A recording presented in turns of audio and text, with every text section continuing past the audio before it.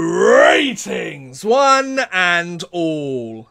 According to multiple reports, 28-year-old Russian defenseman Slava Voynov has applied for reinstatement to the National Hockey League.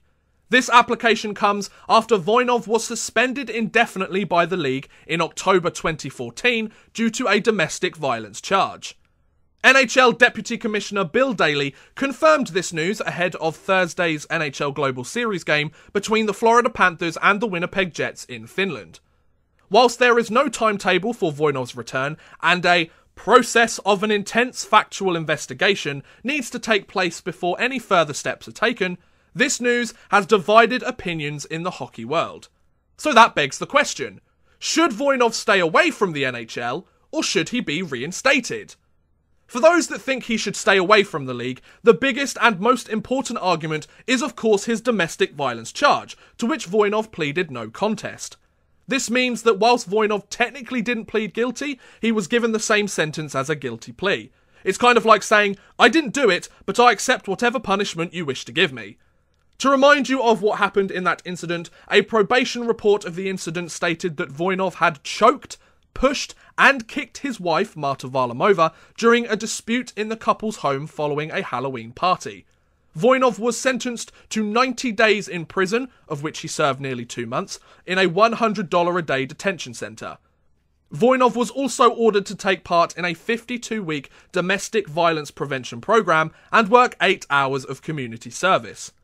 As you can imagine, letting a convicted wife-beater back into the league won't do much to improve the league's reputation or public image. No matter how good of a hockey player he still is, getting involved in this lengthy legal proceeding just seems more hassle than it's worth for the league. It seems like Voinov has everything possible to gain, and the league has everything to lose. Voinov will either be reinstated and play in the league, or carry on same as before if he isn't, so the only way is up for him. But for the league, the controversy, the negative press, and the potential fan backlash surrounding this issue will do more harm than good for the league's reputation. Also, allowing Voinov back into the league sets a bad precedent to future players, that they can get away with physically harming someone and returning to the league at some point if they're kicked out, because Slava Voynov did it. Allowing convicted wife-beaters into the league isn't exactly the best image to set for young fans and players and those who you are trying to get interested in the sport. It's not like this story is hidden from the public eye. A quick Google search will reveal everything there is to know about this subject. Furthermore, Voinov causing problems for the league didn't finish with this incident. After the NHL blocked Voinov from taking part in the 2016 World Cup of Hockey tournament, which was sanctioned by the NHL, Voinov was added to Team Russia's roster ahead of the tournament before the team backed down and replaced him. Whilst it could be argued that this was more on Team Russia than it was Slava Voynov, this is just another example of Voinov being a headache for the league, which again shows that he perhaps might be more trouble than he's worth. However, on the flip side, the argument to reinstate Voinov also makes some good points. For example, there are others who have committed similar crimes that have suffered no way near as severe a punishment as Voinov did when he was suspended. You only have to look as far back as the beginning of this season to see Predators forward Austin Watson being suspended 27 games following a domestic assault charge. This charge was even reduced to 18 games following an independent appeal. It's interesting to note that Watson also pleaded no contest to the charge. So Voinov was suspended indefinitely and hasn't played in the league for 4 years after he pleaded no contest to a domestic abuse charge, but Austin Watson only got suspended 18 games for a similar situation. Whilst they are both completely different incidents, you can see why Voinov might feel he's got the short end of the stick here. Also, in order to put him in the best possible position to come back, Voinov sought to have his domestic violence conviction dismissed, which was granted in July of this year, allowing Voinov to apply for a work visa once again and seek a potential return to the league. Previously, due to his no contest plea and his criminal record from the incident, Voinov was not able to obtain a work visa to work in North America. It could be argued that if the conviction was as terrible as it was made out to be, it wouldn't have been dismissed like this. Dismissals of convictions aren't something that get handed out all the time, so there must have been some obvious grounds for it to be granted. It could also be argued that being away from the league for 4 years has given Voinov ample time to reflect on what happened and learn his lesson. There is no evidence of Voinov committing another crime of any sort since 2014, so you could argue that it would be unfair to Voinov to assume that he would do it again if he was back in the league.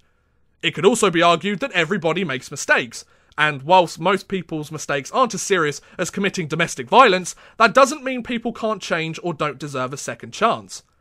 Also, according to the likes of Elliot Friedman, there would be quite a bit of interest from several NHL teams looking to sign Voinov if he was reinstated into the league. If teams weren't interested in signing Voinov, then reinstatement would be pointless, but there's obviously interest there, so it makes reinstating him more feasible. Voinov was a key player in helping the Kings win their 2 Stanley Cup championships, and has been a productive player since he left the NHL, having scored 67 points in 110 regular season KHL games over the last 3 seasons with SKA St. Petersburg. More importantly though, he won a Gagarin Cup with St. Petersburg in 2017, and a gold medal with Russia at the 2018 Winter Olympics. A player with this calibre of success will of course garner interest from teams in the league, so if teams want to sign him even though he has such a controversial past, then who are we to stop them? If it all goes wrong, then the team that signs him will suffer the consequences. Now, in terms of my opinion on this whole situation, I personally don't think Voinov should be reinstated to the NHL. I have to admit though, both sides do present some pretty convincing arguments, and I can see why this might be a tough situation for the NHL to decide what to do.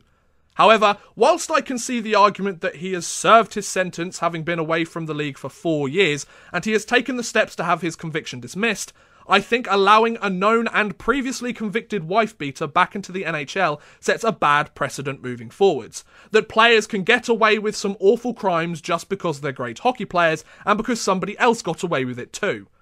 I also think it doesn't help that there's teams that would be interested in signing somebody like this, bringing him into their locker room where there is bound to be questions and rumours and controversy surrounding him that will become the focus of the local media as opposed to the entire team and how they're playing.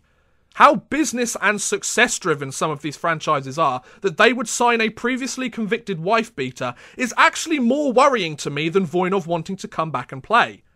Also, whilst I don't doubt that he is still a great hockey player going into the prime years of his career, having watched him play for SKA St. Petersburg multiple times these last few seasons, in my opinion, reinstating him is the wrong thing to do, as the NHL just doesn't seem to have anything to positively gain from a move like this, and this will likely drag the league's name and reputation through the mud.